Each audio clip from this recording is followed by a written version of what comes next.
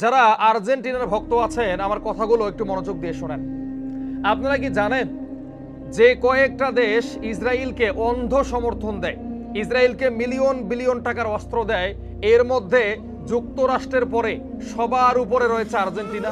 জানেন ফিলিস্তিনের গাজায় প্রায় 4 লক্ষ মানুষ হত্যা করা হয়েছে। এই যে অস্ত্রগুলো ব্যবহার করা হয়েছে, এই অস্ত্রের অধিকাংশই দিয়েছে আর্জেন্টিনা। এই আর্জেন্টিনার পতাকাকে উড়িয়ে আপনারা গাজাবাসীর সঙ্গে বিশ্বাসঘাতকতা করছেন, ফিলিস্তিনের মানুষের সঙ্গে মস্করা করছেন।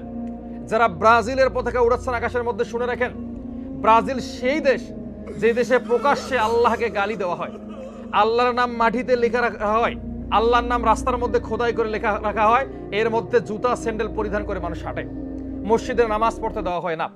এই সমস্ত দেশের পতাকা বাংলাদেশে উড়িয়ে বাংলাদেশের পবিত্র মাটিকে অপবিত্র করবেন না, গাজার মানুষের রক্তের সঙ্গে বেইমানি করবেন না, ওই যে সৌদি আরব, কাতার, কুয়েত, বাহরাইনের মতো মোনাফেক হবেন না।